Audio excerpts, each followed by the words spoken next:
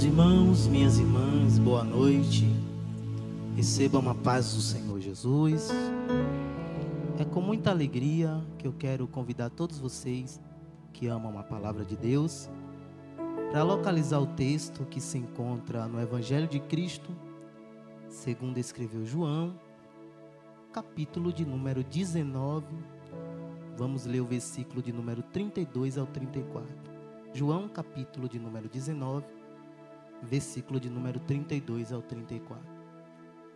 Enquanto os irmãos procuram, eu quero expressar a Deus o meu sentimento de alegria. Quero expressar a Deus o meu sentimento de gratidão pela oportunidade de poder estar retornando na Igreja Catedral de Milagres. E quero louvar a Deus e deixar aqui a minha pérola de gratidão aos pastores presidentes, nosso paizão, pastor Fábio, e a nossa pastora querida, que sempre entra em contato comigo e abre as portas para que eu possa estar aqui ministrando. E eu quero dizer para os irmãos que eu amo vir pregar nessa igreja, porque essa igreja é uma igreja que é a cara do líder. O líder ama a palavra de Deus e a igreja ama a palavra de Deus. E a melhor coisa é você pregar num ambiente onde o povo ama a palavra de Deus. E eu quero louvar a Deus pela ver todos os irmãos. Tem alguns irmãos que eu estou revendo aqui. Não vou citar o nome de todos para não criar uma lista genealógica, Pastor Fernando ali, uma benção. O Bambam, a Michele, E muitos irmãos aqui sintam-se abraçados, amém? Sem acepções de pessoas. Somos uma família. E eu quero louvar a Deus pela minha família. Hoje eu trouxe todo mundo para congregar. Fica de pé aí, vaso de Deus. Essa daqui é o meu vaso de alabastro. A minha vasa. E aqui também está o Benjamin. Esse é o ministério que Deus me confiou. Irmãos, tem hora que eu penso que Deus é doido. Como é que Deus confia uma criança a cuidar de outra criança? Vai entender esse Deus. Mas eu quero louvar o Senhor porque Deus é fiel, amém? Quantos já acharam? Diga glória a Deus. Vamos lá? Está aqui na tela, Ô glória. João, capítulo de número 19, versículo de número 32, diz assim: os soldados foram e quebraram as pernas do primeiro homem que tinha sido crucificado com Jesus, e depois quebraram as pernas do outro. Mas, quando chegaram perto de Jesus, viram que ele já estava morto e não quebraram as suas pernas. Versículo de número 34. Porém, um dos soldados furou o lado de Jesus com uma lança. Eu queria que no 3 a igreja repetisse essa parte comigo bem forte. Um dos soldados furou o lado de Jesus com uma lança. Amém? Amém? No 3. 1, 2, 3. Maravilha. No mesmo instante, saiu sangue e saiu água. Glorifique a Deus por essa palavra. Queridos ouvintes da palavra de Deus, a morte de Jesus Cristo não foi apenas um fim trágico. O que aconteceu ali na cruz vai muito mais além do que um sofrimento físico. A verdade é que tudo que envolve a história de Jesus, tudo que envolve o propósito de Jesus se fazer carne e morrer na cruz do Calvário, tudo que envolve o sofrimento de Jesus é pedagógico, é uma lição, é Deus querendo transmitir algo para o meu e para o teu coração. Cada ferida em Jesus não foram aleatórias. Por exemplo, a ferida na alma, ali na quinta-feira, no Getsemane, quando ele sentiu tristeza e angústia, ao ponto de pedir a morte, e o seu corpo, pela pressão emocional, psicológica, sangrar, não foi por acaso. O seu rosto desfigurado, quando ele foi maltratado, depois de ele passar pela condenação no Sinédrio, não foi por acaso. Os açoites no corpo de Jesus, nas costas, que deslaceraram e arrancaram pedaço de carne e pedaço de nervos, não foi por acaso. a coroa de espinho que foi cravado sobre a sua cabeça, as feridas que foram provocadas pelo madeiro, pela cruz pesada que ele carregou, as feridas nos pés que foram cravados com pregos que tinham aproximadamente 12 centímetros, as feridas nas mãos, olhe para mim e abra o teu coração, não foi por acaso. Cada ferida em Jesus carrega uma mensagem. Cada ferida em Jesus carrega uma revelação. Cada ferida carrega uma pérola, carrega uma lição, carrega um QR Code, carrega um código, carrega um mistério. Cada ferida carrega um propósito divino. E eu quero mostrar para você esse episódio de Jesus na cruz do Calvário, porque tem algo que me chamou muita atenção. Tem uma ferida que foi aberta em Jesus, já com ele morto. Um dos soldados rompeu, fez uma ferida ao lado de Jesus, no peito de Jesus. E essa ferida aqui não foi só mais uma ferida. Essa ferida, na verdade, aqui foi um sinal, foi um parto espiritual. Foi através dessa ferida ao lado do peito de Jesus que a nova criação, a igreja, o povo eleito foi gerado. Foi através dessa ferida de Jesus que um portal se abriu e a igreja foi gerada. Então, a morte de Jesus não é um fim trágico. A morte de Jesus é um início de uma nova realidade espiritual. E eu quero te levar para dentro do texto e quero mostrar para você, olhe para cá, que a cruz não foi só apenas um instrumento de dor. Se você olhar para a cruz apenas com um olhar natural, você vai enxergar a cruz como um instrumento de execução.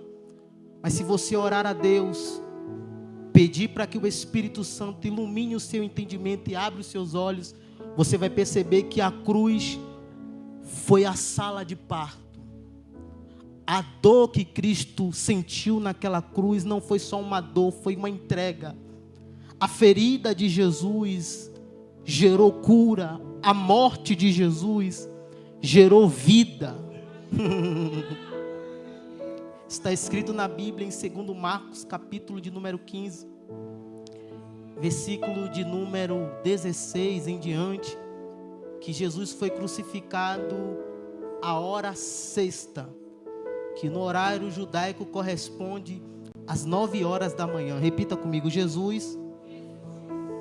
foi crucificado à hora terceira, que no horário judaico corresponde às 9 horas da manhã.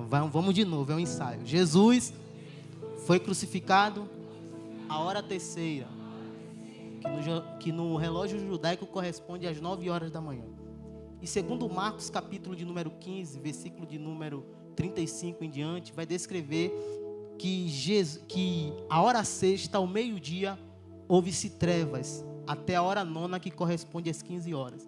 Então, fazendo uma matemática básica aqui, Jesus ficou aproximadamente 6 horas de relógio pendurado no madeiro. Repita comigo, Jesus, essa igreja é inteligente, oh glória, Jesus ficou 6 horas pendurado no madeiro. Eu vou beber água enquanto você pensa.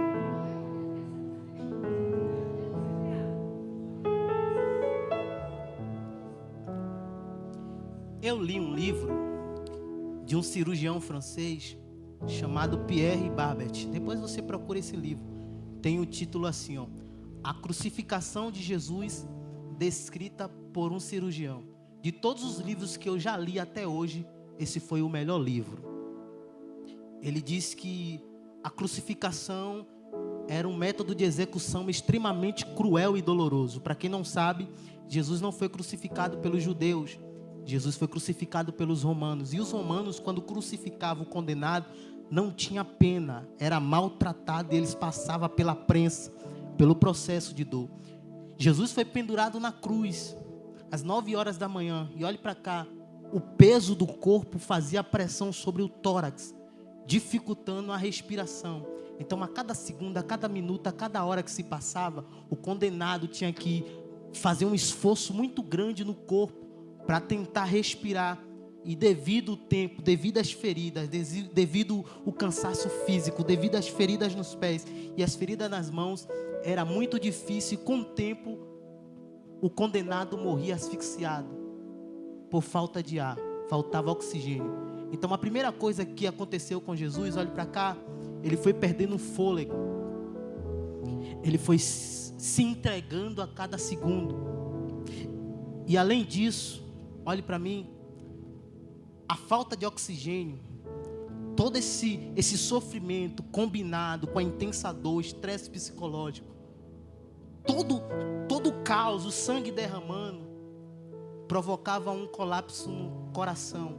Ou seja, o coração entrava em sobrecarga, parava. Então, além do condenado morrer por asfixia, ele morria por falência cardíaca. Foi isso que aconteceu com Jesus. Ele morreu asfixiado e a asfixia resultou em falência cardíaca. E olhe para cá, todo esse sofrimento também causava um acúmulo de um líquido ao redor do peito, do pulmão, uma condição chamada de, eu não sou médico, mas eu estou estudando, por fora, não na faculdade, só para pregar. Uma condição chamada condição pericárdica ou hidrotórax. Olha como eu estou falando bonito, oh, glória. Essa condição, a irmã deu glória. Essa condição, olhe para cá, acumulava líquidos ao redor do peito, ao redor do coração. E o que me chama a atenção é que Jesus, ele morre. Então, segundo os médicos, Jesus morreu por asfixia e por falência cardíaca. E o resultado disso foi que um dos soldados, após quebrar as pernas, um dos crucificados que estava à direita e outro da esquerda, eles foram lá, viram que Jesus não estava morto, não lhe quebraram as pernas, conforme está escrito em Salmos, que nenhum dos seus ossos seriam quebrados. Contudo, eles fazem uma ferida ao lado de Jesus. Algumas tradições cristãs, alguns estudiosos, alguns teólogos dizem que foi o lado direito, para poder facilitar e alcançar o coração. E de fato, o cirurgião francês, ele disse que foi o lado direito, porque quando alcança o coração, do coração sai água, e aquele líquido que está ao redor do peito sai também. Então, devido tudo isso que Jesus passou, o resultado foi isso, sangue e água jorrando. Então olhe para mim, Jesus não morreu de uma vez. Jesus foi se entregando a cada segundo, a cada minuto. Os médicos dizem que Jesus morreu de falência cardíaca e falta de ar. Ou seja, Jesus foi asfixiado. Mas quem lê a Bíblia sabe que não foram os pregos que mataram Jesus. Porque a última frase que ele disse foi: Pai, a ti entrego o meu espírito. Ou seja, ele se entregou por mim e por você. Eu vou repetir, ele se entregou por mim. Levante a tua mão. Ele foi até as últimas consequências. Me dá um pouco de retorno aí que eu quero pregar. E eu prego gritando. Olhe para mim, ele foi até as últimas consequências por mim e por você. Aquela ferida no peito de Jesus era Deus declarando: eu não desisto de vocês.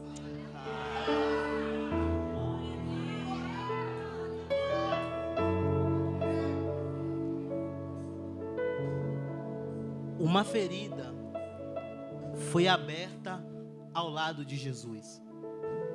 Saiu sangue e saiu água. Isso aqui é uma linguagem espiritual. Como é bom a gente viver num tempo de tecnologia. Isso aqui é um QR Code. É uma revelação. Com os olhos da fé você consegue enxergar o que está por trás dessa linguagem espiritual. Olhe para mim. O sangue aqui simboliza a redenção. É através do sangue que o pecador é redimido dos seus pecados. Então o sangue fala de redenção. A água aqui fala de purificação, novo nascimento. A água é um dos símbolos do Espírito Santo.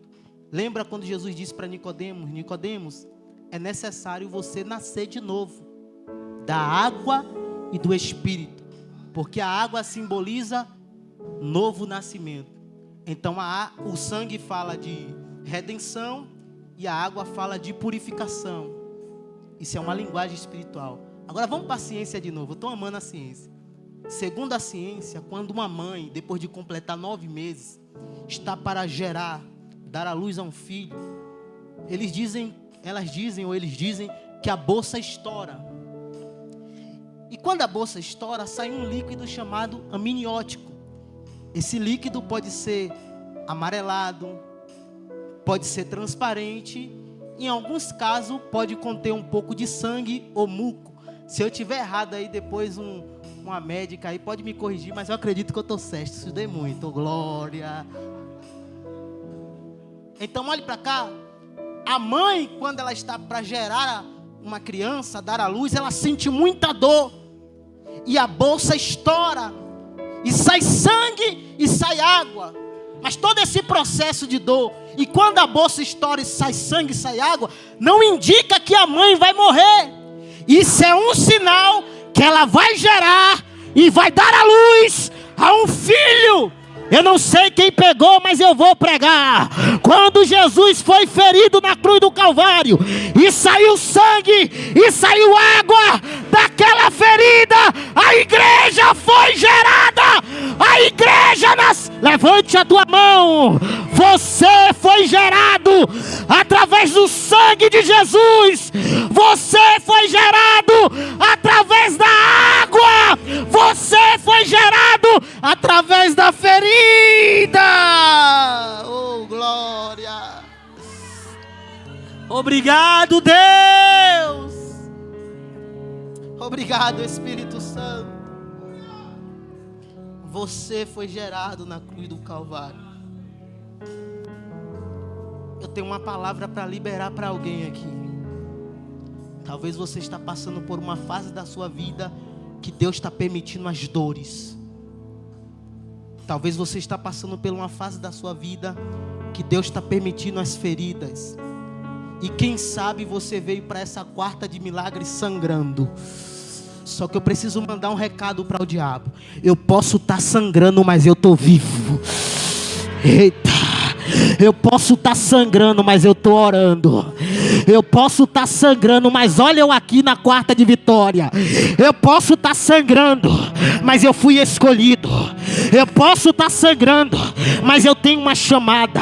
Eu posso estar sangrando, mas Deus me confiou um ministério. Eu posso estar sangrando, mas Deus colocou um sonho dentro de mim. Eu posso estar sangrando, mas eu carrego uma promessa. Eu posso estar sangrando, mas eu fui escolhido para viver. Levante a tua mão. Oh glória. Esse sangramento, essa dor não indica a morte. Não é o ponto final da tua história. Eu vim te lembrar que o domingo da ressurreição está chegando. Quem te feriu na sexta-feira vai ter que ver você gerando. Quem te viu sangrando na sexta-feira vai ter que te ver rompendo. Vai ter que te ver. Eita, levante a mão, eu estou sentindo graça aqui. Essa noite nós iremos virar a mesa do diabo, porque o diabo está achando que através dessas feridas, que através dessas dores, eu e você vai entrar em um quarto escuro e vai se enrolar com o lenço da depressão. Mas assim diz o Senhor: eu vou pegar o teu caos, eu vou pegar os teus pedaços e vou gerar um lindo testemunho. Reianduia ceia cancho, Ramandorei andaia sé, Ribio. Enche essa casa de glória, enche essa casa de glória. Levante a tua mão, tem uma palavra profética. Tem parto em meias dores. Algo de Deus vai nascer, vai gerar, vai crescer e vai vir para fora. Diga glória.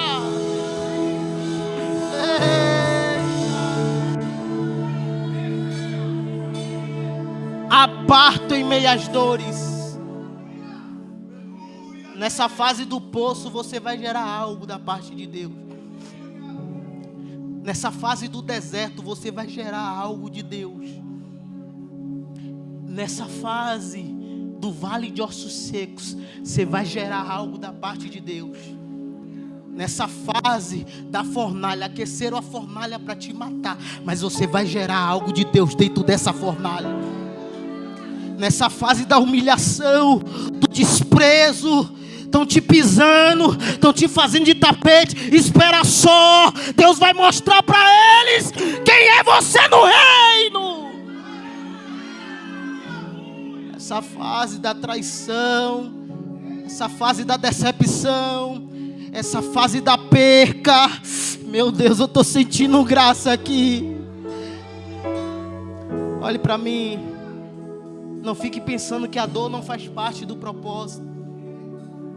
A dor é a ferramenta de Deus para nos tirar da zona de conforto. E se Deus te chamou para viver algo grande, Ele vai te ferir. Oh, meu Deus. Não foi o diabo que feriu Jesus na cruz do Calvário. Foi o propósito. O diabo não quis que Jesus fosse para a cruz. O diabo não quer que você vá para a cruz. O diabo não quer que você passe pelo processo, porque ele sabe, depois do processo, ele sai mais valente. Ela sai mais valente. Ele sai mais crente. Ele sai mais maduro. Ele sai com visão. Ele sai com discernimento. Ele sai com autoridade. Ele sai marchando. Ele sai ganhando almas. Ele sai construindo empresa. Ele sai prosperando. Ele encante a terra. Aguenta firme, filho. Eu vou correr. Coloca para mim, por favor. Em Gênesis capítulo de número 22. Perdão, Gênesis capítulo de número 2. Versículo de número 21 ao 22. Olha o que está escrito. Então o Senhor Deus fez cair pesado sono sobre o homem, e este adormeceu. Tomou uma das suas costelas e fechou o lugar com carne. E da costela que o Senhor Deus havia tomado do homem, formou uma mulher e a trouxe ao homem. Olhe para mim. Esse texto é um dos textos mais importantes da Bíblia. É o texto central onde revela o Deus da família. A família é projeto de Deus. Perceba que quando Deus foi formar a mulher, está escrito que Ele pegou uma das costelas de Adão enquanto Adão dormia. E o que me chama a atenção é que no original, a palavra costela é uma palavra chamada tsela, em hebraico, que significa um lado. Então alguns estudiosos sugerem que Deus não tirou apenas uma costela, tirou um lado de Adão. E eu creio nessa visão. Me pergunte por quê? Porque Deus é especialista em detalhes. Observe que a Bíblia não dá detalhes anatômicos, se foi o lado direito ou o lado esquerdo. Assim como a Bíblia também não diz se Jesus foi ferido do lado direito ou do lado esquerdo. É só um machismo, mas eu não posso afirmar foi do lado direito ou foi do lado esquerdo. Biblicamente falando, a Bíblia não diz se foi o lado direito ou o lado esquerdo de Jesus. Assim como a Bíblia também não diz qual lado Deus formou Eva, se foi o lado direito ou foi o lado esquerdo. Eu acredito, estudando a Bíblia e os simbolismos da Bíblia, que foi o lado direito, porque o lado direito é um lado do mistério. Depois você lê na Bíblia. Hoje não dá para pregar sobre o lado direito. Em outra quarta profética ou quarta de milagre, eu prego sobre o lado. Diga glória. Olhe para cá. O mais interessante aqui é o simbolismo. Deus não formou a mulher da cabeça. Me pergunte para quê? Por quê? Para a mulher não querer mandar no homem. E Deus também não formou a mulher do pé. Me pergunte por quê? Para o homem não querer pisar na mulher. Deus formou do lado, para ser parceira, do lado do coração, para ser amada, para ser cuidada. Quem está com a varoa do lado aí já agarra ela. É isso. Ô glória, Deus criou a mulher do lado para que os dois andem no mesmo propósito. É por isso que Deus não une pessoas, Deus une propósito. Então Toda pessoa que Deus colocar do seu lado vai ser para caminhar no mesmo propósito. O homem não é superior à mulher e nem a mulher é superior ao homem. Está na mesma medida, um do lado do outro. Porque o casal que anda um do lado do outro vence as batalhas. E olhe para cá. Deus não criou Adão com Adão. Deus não criou Eva com Eva. Está escrito na Bíblia que Deus criou Adão e Eva. Me perdoe a minha sinceridade. O que passar disso é carnalidade e safadeza. Deus criou o homem e a mulher. E olhe para cá. Adão dormiu e do seu lado nasceu a mulher. Jesus morreu e do seu lado nasceu a igreja. Para de graça, não está no Google, eu vou repetir. Adão dormiu e a mulher foi formada. Jesus morreu e a igreja foi gerada. Eu estou do lado dele.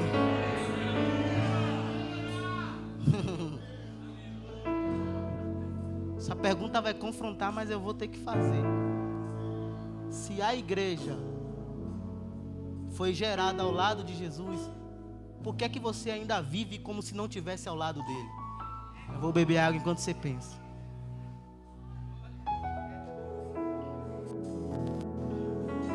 Se eu nasci de novo em Cristo Jesus, por que é que a minha vida e a minha conduta não condiz com os princípios bíblicos?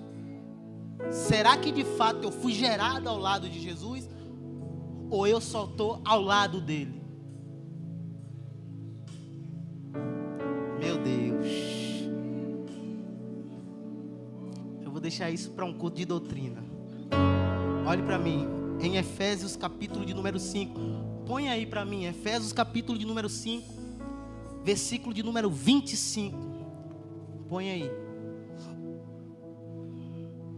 Efésios capítulo 5. Versículo de número 25. Olha lá, a parte B. Cristo amou a igreja e a si mesmo se entregou por ela. Olhe para mim. A igreja não foi fundada por homens. A igreja foi gerada em amor.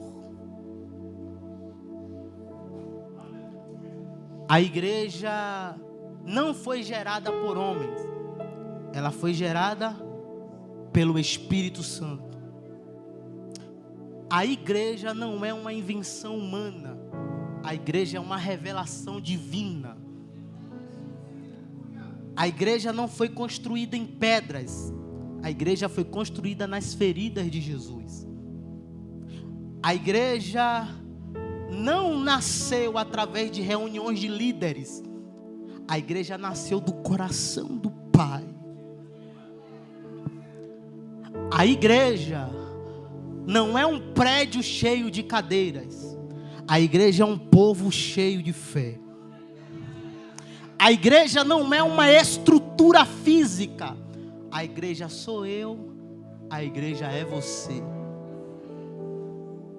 A igreja não nasceu através do marketing. A igreja nasceu através do sacrifício. A igreja não se move por modismos. A igreja se move por propósito. A igreja não foi chamada para entreter. A igreja foi chamada para transformar. A igreja não foi chamada para agradar o mundo. A igreja foi chamada para glorificar a Cristo. A igreja não é o plano B de Deus. A igreja é o plano original de Deus. Vai gerar polêmica o que eu vou falar aqui, mas eu vou falar. A igreja que vai morar no céu, ela não tem um CNPJ, ela não tem placa, ela não tem uma sede física. A igreja que vai morar no céu não é a igreja Assembleia de Deus, não é a igreja do Evangelho Quadrangular, não é a igreja batista, não é e nem é a igreja presbiteriana. a igreja metodista, não é a igreja catedral de milagres, não é a igreja pão, peixe, brasa, não é e nem é a igreja universal, não é e nem é a igreja católica, porque eu preciso falar uma verdade aqui. Lá no céu não vai ter divisões de quarto, lá no céu não vai ter área VIP para quem prega mais, para quem canta mais, lá no céu não vai ter uma sala reservada, vem, não vai ter uma sala reservada para quem abriu mais igreja. Lá no céu vai entrar o povo que nasceu de novo da água e do Espírito Santo. Lá no céu vai entrar um povo transformado, o povo que anda em santidade, o povo que obedece a palavra. Lá no céu vai entrar a noiva de Cristo, a igreja que é habitada pelo Espírito Santo de Deus. Lá no céu não vai entrar religiosos, porque religiosidade é um ritual. Lá no céu vai entrar quem nasceu de novo. Lá no céu vai entrar os redimidos, aqueles que foram resgatados do pecado e agora vivem uma nova vida em Cristo Jesus. Posso pregar? Cuidado com a religiosidade.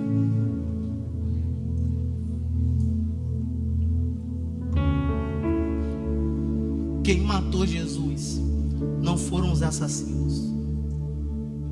Quem matou Jesus não foram os ladrões. Quem matou Jesus foram os líderes religiosos. Quem matou Jesus foram os religiosos. Gente que conhecia a lei, mas rejeitaram o verbo vivo. Gente que conhecia a palavra, mas rejeitaram o amor. Gente que falava de Deus, mas não tinha comunhão com Deus. Olha o que está escrito em Mateus capítulo de número 23 e versículo de número 27. Ai de vós, escribas e fariseus hipócritas, sepulcros caiados. Olha para mim. O religioso é bom de paletó, mas é podre por dentro. Julgam a aparência, mas não tem arrependimento. Tem cara de piedosos, mas são podres por dentro. O que eu vou te falar aqui vai escandalizar, mas eu falo. Eu prefiro andar com pecadores que reconhecem que são pecadores do que o religioso hipócrita. Esses são os piores. Se esconde atrás de um microfone, se esconde atrás de um instrumento, se esconde atrás de um título: apóstolo, eu sou bispo, eu sou profeta, eu sou pastor, eu sou vaso. Tem cara de joio, perdão, tem cara de trigo, mas é joio. Eu prefiro andar com um pecador que está sendo tratado lá fora do que o hipócrita que não se permite ser tratado aqui dentro. Eu vou falar, irmão, não tem cara feia não.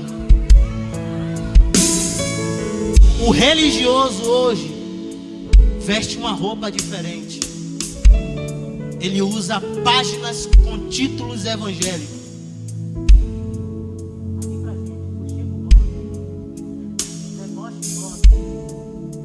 Eles usam a página para promover vídeos, não para promover edificação, mas para promover divisão, discórdia.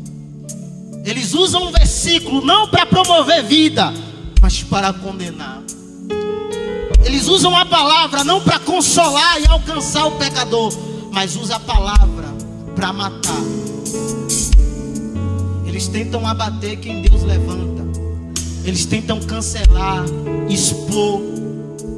Eles tentam mostrar a lepra como se eles não tivessem a lepra. aqui para nós, Deus não nos chamou para ser religiosos. Se você usa o dedo para atacar alguém, seja corajoso para usar a boca para dizer: eu comentei, eu falei. Porque todo religioso é covarde. Ele te ataca atrás do celular, mas quando te vê pessoalmente, a paz, homem de Deus. Porque é falso, é engano. Levante a tua mão que eu estou sentindo graça. Deus não vai deixar você se misturar. Deus não vai deixar você ficar enganado. Você não foi chamado para estar no meio da panelinha. Você foi chamado para fazer a diferença.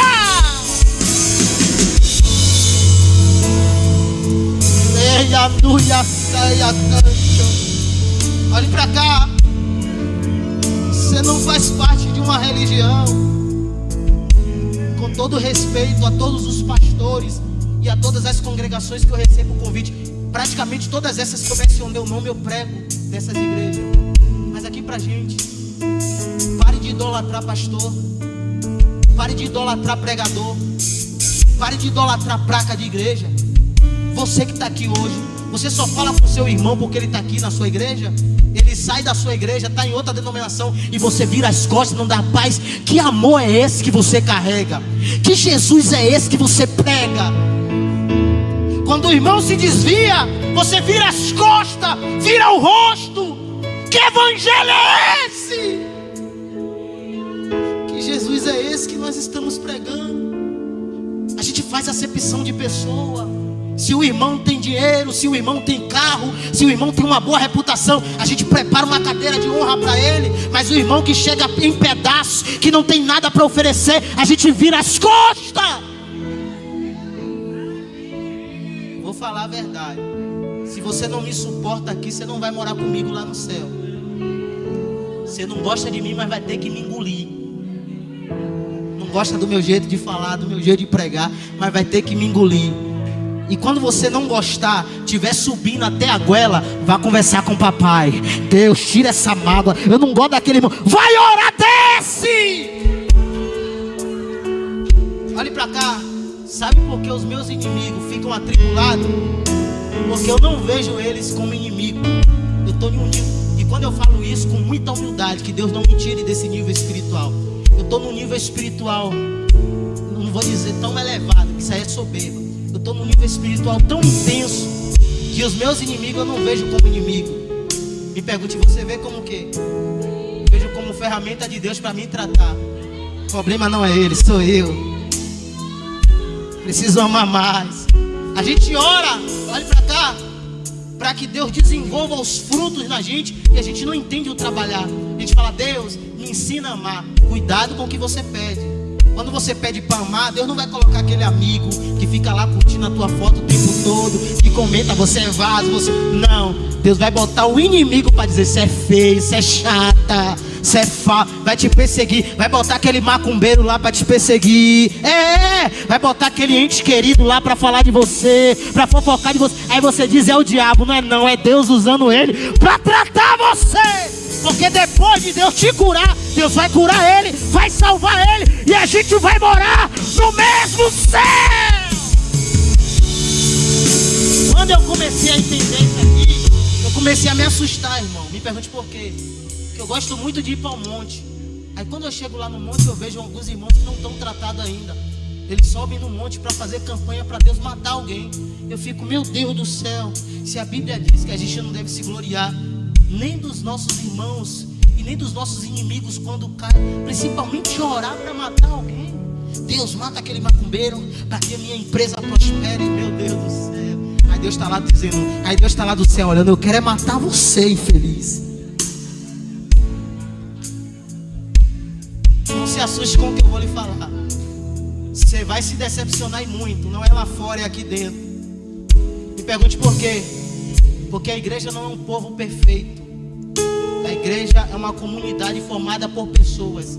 E aonde tem pessoas tem problema, tem picuinha. E olha pra cá. E por que você está saindo da igreja por causa de pessoas?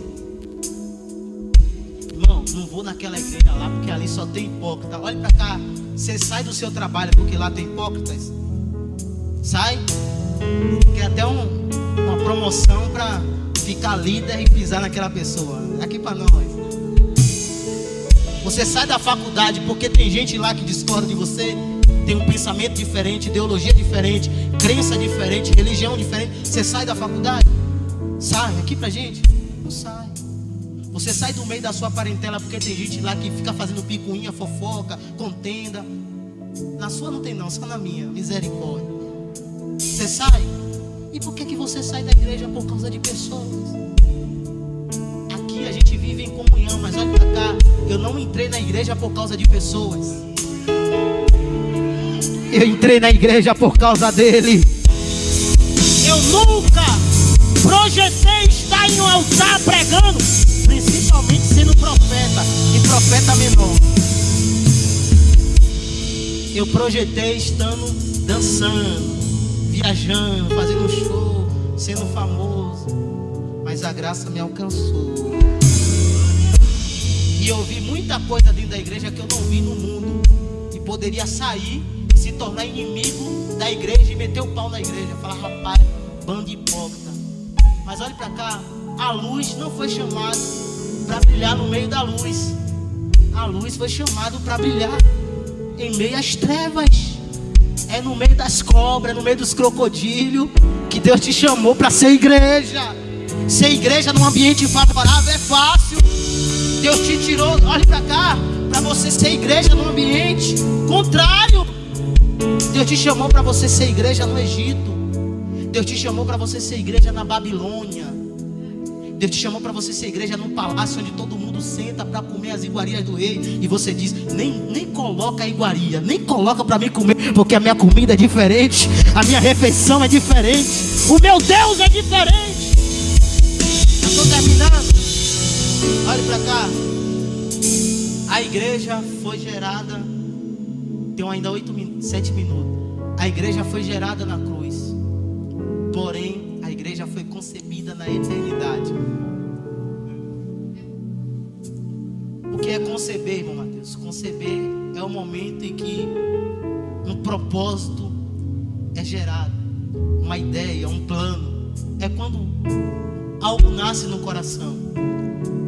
Em Efésios capítulo de número 1, 14 está escrito assim: que Cristo nos elegeu nele antes da fundação do mundo. Quando a Bíblia diz que Cristo nos elegeu nele antes da fundação do mundo, significa que a gente foi concebido no coração de Deus antes de todas as coisas existir. É por isso que a igreja não é o plano B, é o plano original de Deus. No plano original, no plano eterno de Deus, Deus pensou na igreja.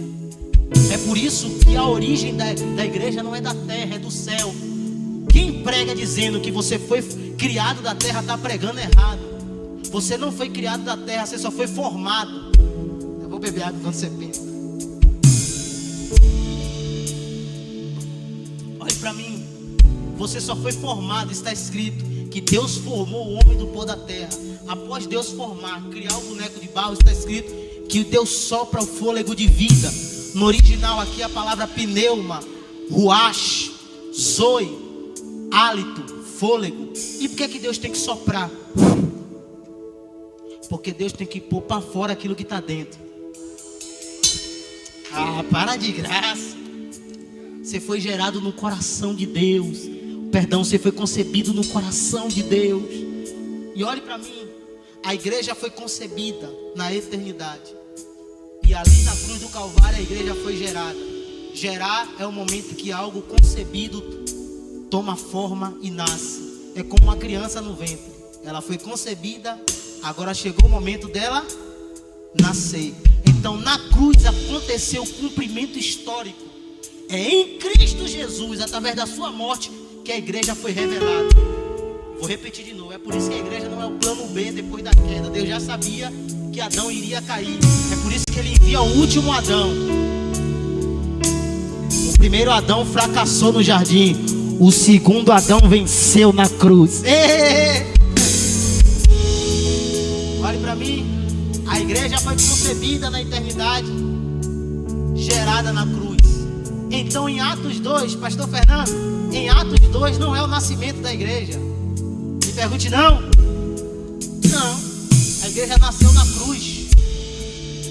Em Atos 2 não é o nascimento da igreja, como muitos pregadores pregam, dizendo que depois do dia de Pentecostes a igreja nasceu. A igreja ali já existia, ela foi gerada na cruz. E o que é que aconteceu em Atos 2? Em Atos 2, a igreja que foi concebida na eternidade, gerada na cruz, foi revelada. É mais ou menos assim. Em Atos 2 a igreja já tem um RG. Aí o pai diz: vem cá, você já está grandinho, já tomou leite, já aprendeu algumas coisas. Toma um passaporte, vai viajar. Vai fazer o IT. Em Atos 2 a igreja foi empoderada. Levante a mão para dar glória. Desfaz essa cara de maracujá azedo. Desfaz essa cara de derrotado.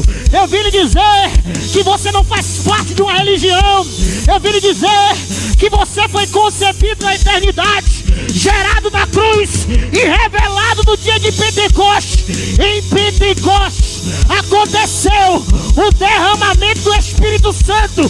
A igreja foi selada, a igreja foi renovada, a igreja foi revestida de poder.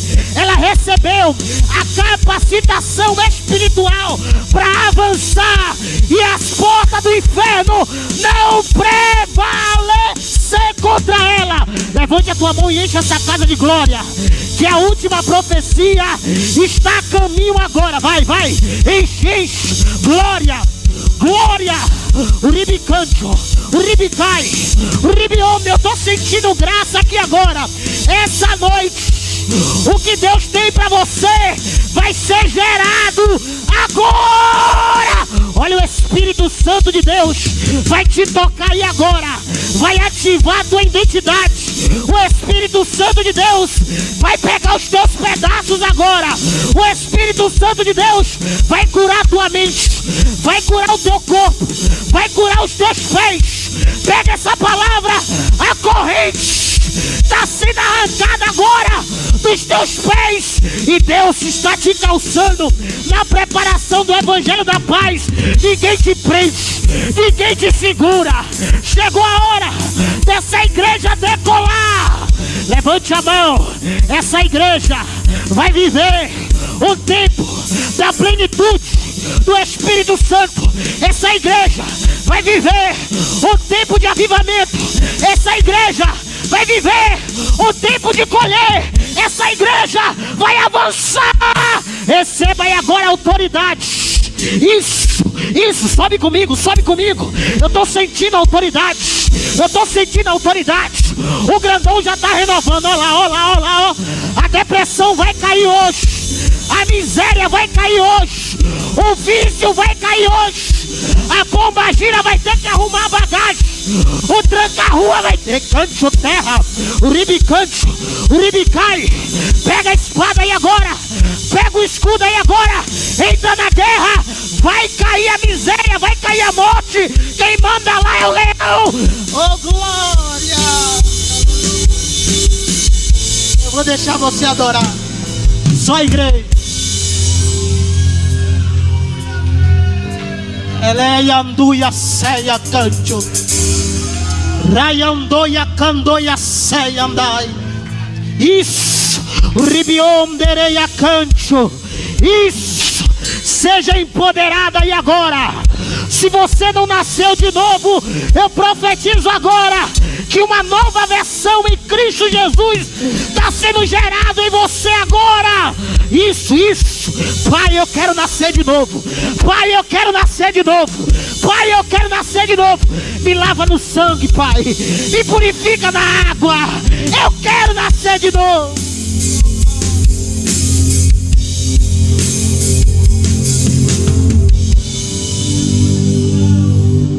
Eu quero orar por você que quer nascer de novo essa noite, para viver algo novo da parte de Deus. Saia do seu lugar e vem aqui na frente.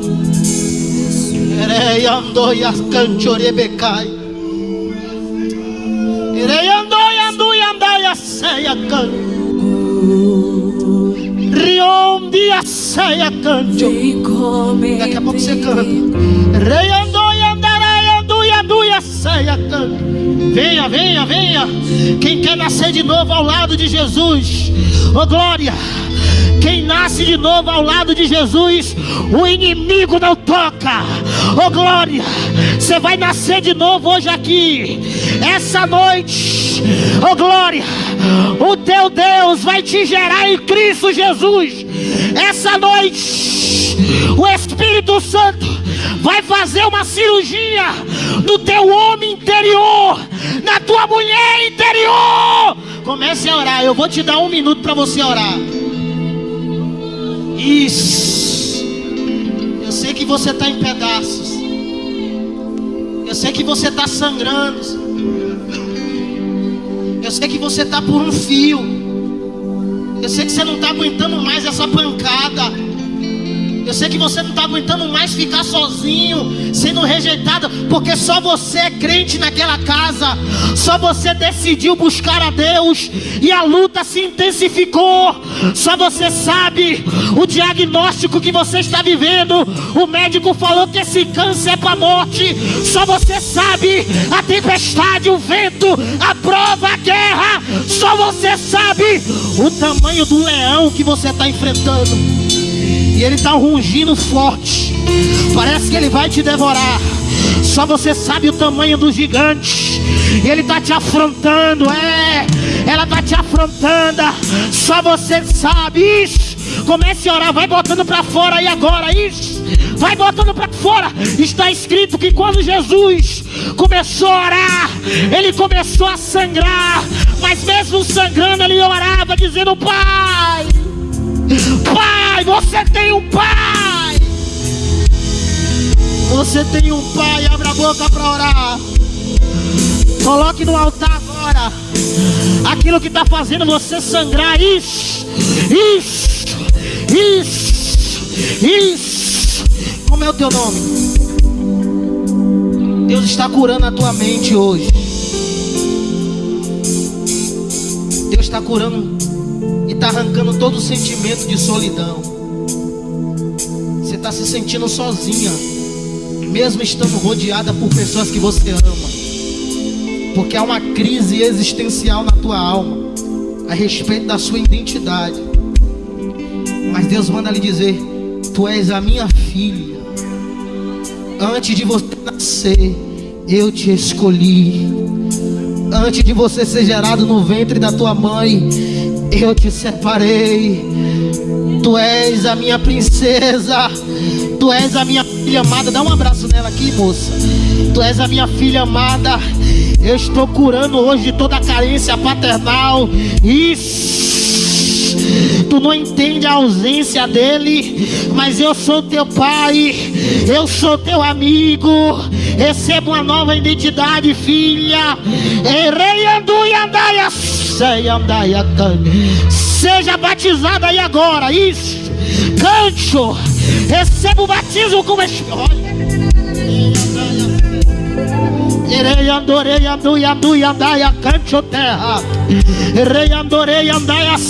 Feche os teus olhos. Já estou terminando. Esse é o momento que você está na sala do trono, diante de Deus. Ele está derramando sangue sobre você agora. Receba o perdão agora. Todo sentimento de condenação, todo sentimento de culpa, Ele te perdoa. Ele já pagou o teu passado. Seja lavado aí agora na água. Pega o teu cântaro aí agora. Bebe dessa água, bebe dessa água. Isso. Fluirão rios de água viva no seu interior. É água limpa. Vai limpando aí a tristeza, a amargura, Pai. Vai limpando o ressentimento aí agora, Deus. Vai curando essa irmã, vai curando esse irmão do passado de frustração, do passado de dor, do passado de miséria. Eu profetizo agora um novo homem, uma nova mulher. Olha aí, está nascendo aí agora dentro de você. Esse novo homem que está sendo gerado agora vai viver algo extraordinário. Esse novo homem, essa nova mulher vai ser uma coluna no meio da sociedade, no meio da família. Esse homem, essa mulher vai terminar a faculdade, vai se formar. Esse homem, essa mulher vai tirar o passaporte, vai viajar. Esse homem, essa mulher vai sair de aluguel, vai sair da humilhação. Esse homem, essa mulher vai se tornar um missionário, vai se tornar um pastor, vai se tornar uma pastora, vai se tornar um profeta. Esse homem, essa mulher vai proclamar o evangelho de Cristo. Receba a vida, moça. Deus está te tocando hoje, está te dando vida. Eu repreendo toda a opressão do inimigo, repreendo todo o ataque espiritual. Blinda a mente dela, blinda o corpo, blinda a alma, Pai. E que caia por terra todo o decreto do inferno, toda palavra de maldição, em nome de Jesus. Agora você vai procurar 2 pessoas, vai dar um abraço nela e vai voltar para o seu lugar. Pode cantar.